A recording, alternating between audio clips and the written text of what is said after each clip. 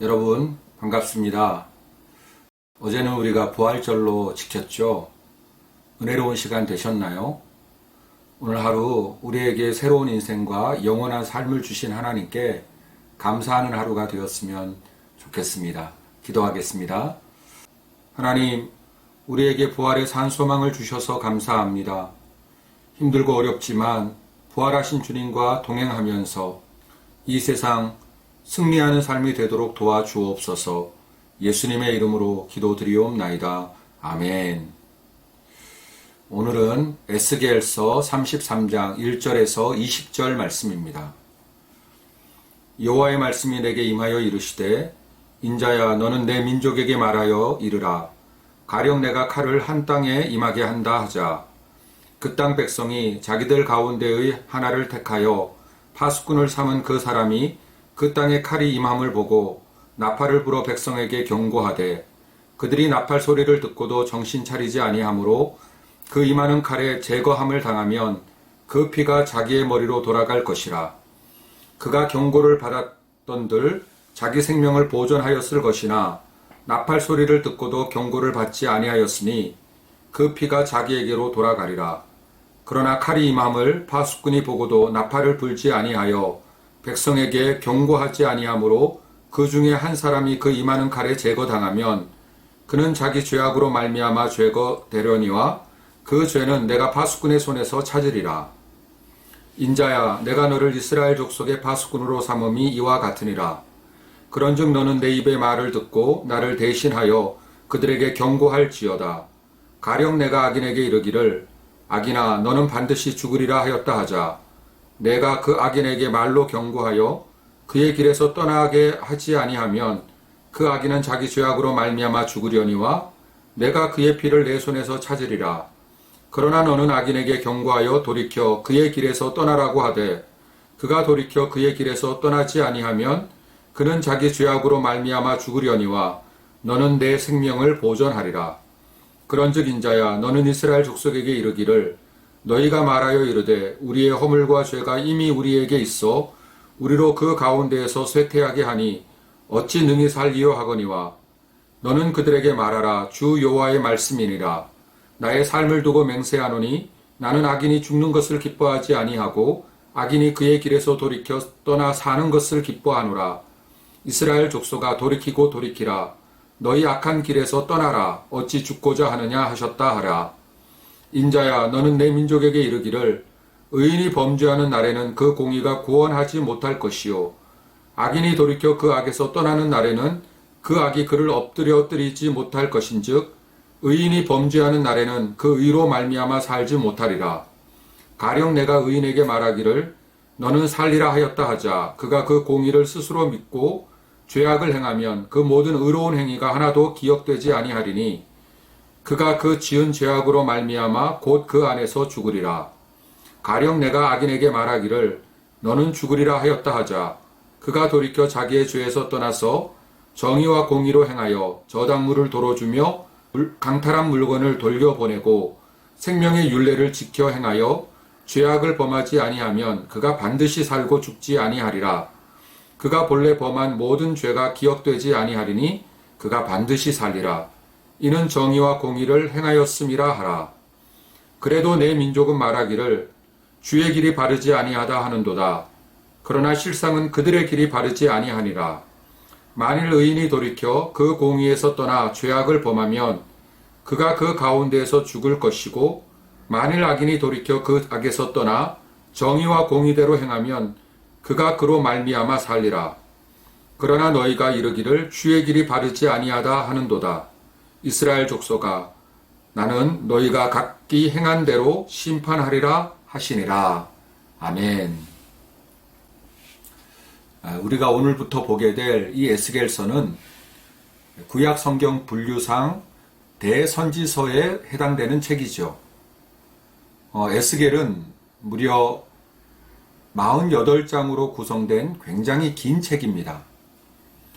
에스겔서가 기록된 역사적인 배경을 잠시 살펴보면 솔로몬 왕 이후 남북으로 이스라엘이 나누어지죠. 결국 북쪽 이스라엘은 아수르에 의해서 그리고 남쪽 유다는 바벨론에 의해서 멸망을 당합니다. 에스겔은 남쪽 유다가 바벨론에 의해 멸망당하기 바로 몇 해 전에 바벨론의 포로로 끌려간 사람이었죠. 그가 바벨론 포로에 끌려가서 한 5년째 되었을 때 하나님께서 그를 선지자로 부르셨죠. 바벨론에 있는 그발 강가라고 하는 곳에서 하나님께서는 에스겔에게 환상을 보여주시고 그를 선지자로 부르십니다. 그리고 이 에스겔은 그 이후 한 20년 동안 선지자로 활동하면서 하나님의 말씀을 대언하는 거룩한 사명을 감당하였습니다. 오늘 우리가 보고 있는 이 에스겔서 33장은 에스겔서 전체의 분기점이라고 할 수 있는 장이에요. 앞쪽에 위치한 1장에서 32장까지의 내용은 유다에 대한 하나님의 심판과 더불어서 여러 외국 국가들에 대한 하나님의 심판이 기록되고 있습니다. 그리고 오늘 33장부터 그 이후에 있는 내용들은요, 바로 그 타락했던 이스라엘 백성에 대한 우리 하나님의 회복의 메시지가 잘 기록되어 있습니다. 자, 여러분, 본문의 내용은 이제 하나님께서 이스라엘 백성들을 회복시키시겠다라는 하나님의 마음이 드러나 있죠. 그리고 이 일에 바로 에스겔을 이스라엘의 파수꾼으로 세우셨다라고 하는 것이 재확인되고 있는 그런 내용입니다. 에스겔이 이스라엘의 파수꾼으로 어떤 역할을 해야 하는지, 또 그 역할을 만약 제대로 감당하지 못하면 어떻게 되는지에 대한 아주 강한 어조로 오늘 말씀이 구성이 되어 있습니다. 자, 여러분, 파수꾼에 대해서 잘 아시죠? 파수꾼의 사전적 의미는 경계하여 지키는 일을 하는 사람이다 라고 나와요. 또 그런 일을 아주 성실하게 수행하는 사람을 비유적으로 이르는 말이기도 하죠. 오늘날은 CCTV가 있잖아요. 그래서 그 파수꾼의 역할을 대신해서 감당한다라고 할 수 있는데 옛날에는 그런 게 없었어요. 그래서 적들이 약탈이나 혹은 침략의 목적으로 은밀하게 접근할 때에는 파수꾼을 세웠습니다. 하나님은 에스겔을 바로 이런 영적인 파수꾼으로 세우셨다는 거예요. 그럼 이 영적 파수꾼이란 무엇을 말하는 걸까요? 가장 중요한 것은 하나님의 입에서 나오는 말씀을 잘 듣고 여호와 하나님을 대신해서 이스라엘 백성들에게 경고하는 것이죠. 파수꾼이 깨어서 주변에서 다가오는 위협을 감지하고 경고를 발해야 하는 것처럼 영적 파수꾼은 이스라엘 안에 발생하는 모든 불의와 불법을 잘 살피고요. 또 사람들이 그 악한 길에서 떠나도록 경고하는 역할을 아주 성실하게 수행해야 하는 것입니다. 어쩌면 공동체 전체의 운명이 바로 이 파수꾼 한 사람에게 달려있다고 해도 과언이 아니겠죠. 그 수가 얼마나 많으냐 하는 것은 중요하지 않습니다. 단 한 사람이라도 그 역할을 잘 감당해야지만 모두가 다 살 수가 있는 것이죠. 그래서 우리 하나님은요, 이 영적 파수꾼이 얼마나 중요한지, 그리고 그 책임이 얼마나 막중한지 무거운지를 바로 이 에스겔에게 잘 말씀해주고 계시는 것입니다. 근데 여러분, 우리 하나님께서 이 에스겔에게 영적 파수꾼의 사명을 감당하라고 말씀하시면서 가장 강조하시는 말씀이 있어요. 그게 뭐죠? 반드시 외쳐야 한다는 것입니다. 반드시 경고해야 한다는 거예요. 결코 침묵해서는 안 된다라는 것을 거듭거듭 강조하고 계십니다. 6절 말씀 한번 보실까요? 칼이 임함을 파수꾼이 보고도 나팔을 불지 아니하여 백성에게 경고하지 아니하므로, 그래서 어떻게 되죠? 그는 자기 죄악으로 말미암아 제거된대요. 파수꾼이 역할을 잘 감당하지 아니하면 그것이 바로 파수꾼의 죄악이고 그 죄악 때문에 파수꾼이 제거된다는 것입니다. 그 이후에도 보면 하나님께서 악인에게 주시는 경고를 이 파수꾼이 들었음에도 불구하고 이 파수꾼이 외치지 않고 침묵하고 있으면 어떻게 된다고 말씀하십니까? 8절 하반절 한번 보세요. 내가 그 악인에게 말로 경고하여 그의 길에서 떠나게 하지 아니하면 내가는 하나님이시죠. 그의 피를 너의 손에서 찾으리라. 여러분, 무서운 경고입니다.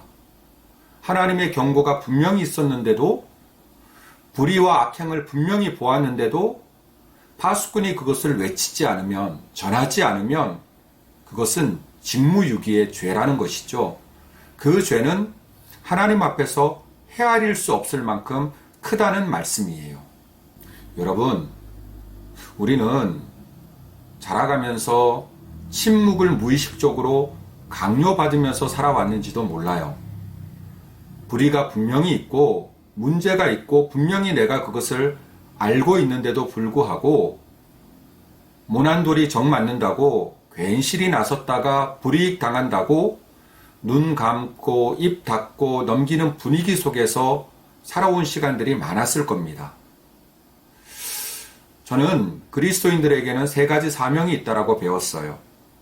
제사장적인 사명이 있고 왕적인 사명이 있고 그리고 아주 중요한 선지자적 사명이 있다라고 배웠습니다.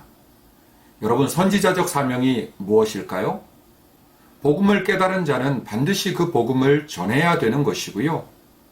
불의나 악행이나 잘못된 일을 보았을 때는 그것이 잘못되었다라고 말하는 것이 바로 선지자적 사명을 감당하는 것이라고 할 수 있겠죠.